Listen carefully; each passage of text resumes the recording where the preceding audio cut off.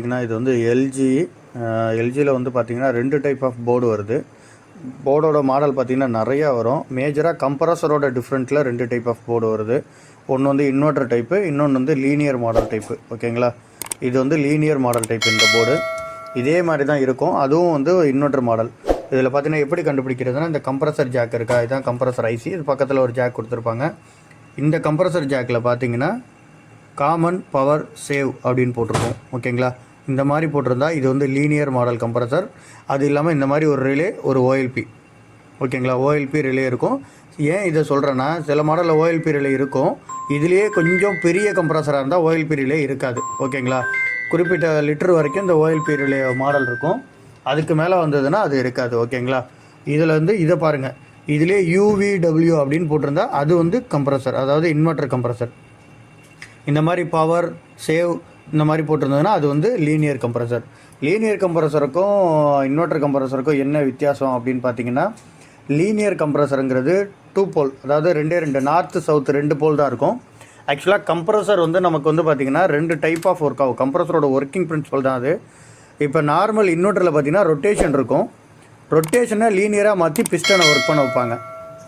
ஓகேங்களா, இது வந்து நார்மல் மாடல், இன்வெர்ட்டர் மாடல். இதில் வந்து போல்ஸ் நிறையா இருக்கும். அதாவது நார்த்து சவுத்துன்னு ஒரு 4 போல் 6 போல் அந்த மாதிரி எத்தனை போல் வேணாலும் இன்க்ரீஸ் பண்ணிட்டு போவாங்க. அந்த மாதிரி போல்ஸ் இன்க்ரீஸ் பண்ணியிருப்பாங்க ஆர்பிஎம் தகுந்த மாதிரி. ஓகேங்களா, இதே லீனியர்னு பார்த்தீங்கன்னா 2 போல், ஒரு சவுத்து ஒரு நார்த்து. ஆக்சுவலாக இப்படி இருக்கும். ஓகேங்களா, இதில் வந்து காயில் இதுலேயே வைண்டிங் பண்ணியிருப்பாங்க.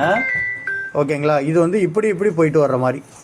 ஆக்சுவலாக இது லீனியர் மோஷனுங்கிறதுனால தான் இந்த கம்ப்ரஸரோட பேரே லீனியர் கம்ப்ரஸர். ஓகேங்களா, ஸ்ட்ரக்சரலி இதுக்கும் நிறைய வித்தியாசம் இருக்கும், அதனால தான் இது வந்து லீனியர். இதில் UVW பார்த்திங்கன்னா 3 பின்னு இருக்கா, UVWன்னு இருக்கும். இதுலேயும் 3 பின்னு இருக்கும். ஆனால் இதுக்கு ஒன்றோட ஒன்று கண்டினியூட்டி செக் பண்ணிங்கன்னா 3த்துக்குமே சேம் வேல்யூ வரும்.